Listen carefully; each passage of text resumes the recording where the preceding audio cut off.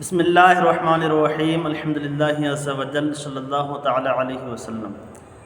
ناظرین اکرام، جیسا کہ آپ کو بتایا تھا، لالچ کی تباہ کاریاں، لالچ کی وجہ سے کتنی دقت اٹھانا پڑتی ہیں اور حاصل کچھ بھی نہیں ہوتا ہے۔ لالچ کا علاج کیا ہے؟ تو دیکھیے، لالچ کا علاج یہ ہے کہ انسان اپنے دل میں یہ پکا عہد کر لے، پکا ارادہ کر لے، کیونکہ لالچ جو ہوتی ہے، جب وہ دیکھتا ہے فلاں کے پاس اتنی چیز ہے، اتنا مال ہے، وہ کوشش کرتا ہے لالچ میں مجھے بھی مل جائے، مجھے بھی مل جائے، پر نہیں ملتی ہے تو تکلیف ہوتی ہے، تو وہ دل میں ایک عہد کر لے۔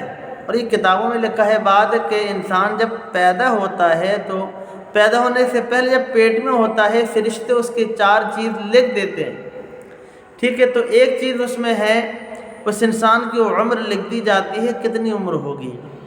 دوسرا، اس انسان کا رزق لکھ دیا جاتا ہے، کتنا رزق ملے گا۔ تیسرا، اس انسان کی نیک نصیبی اور بد نصیبی لکھ دی جاتی ہے۔ تو اس پہ غور کرے اور عہد کرے، اس کی تقدیر میں لکھا ہوا ہے، جب وہ پیدا ہوا تھا تبھی لکھ دیا تھا کہ اسے کیا ملے گا، کتنا ملے گا، کب ملے گا، کیسے ملے گا۔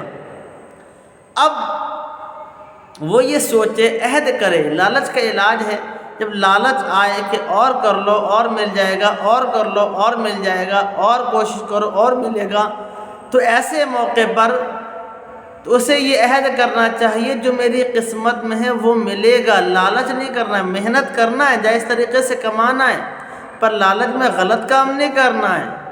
تو اس وجہ سے یہ عہد کرے کہ میں لالچ میں غلط کام کر بھی لوں گا، لیکن ملے گا وہی جو میری قسمت میں ہے، اور آئندہ آنے والے وقت میں بھی وہی مجھے حاصل ہوگا جو میری قسمت میں لکھا ہے۔ جو میری قسمت میں نہیں لکھا ہے وہ مجھے نہیں ملے گا، جو میری قسمت میں نہیں لکھا ہے وہ مجھے حاصل نہیں ہوگا۔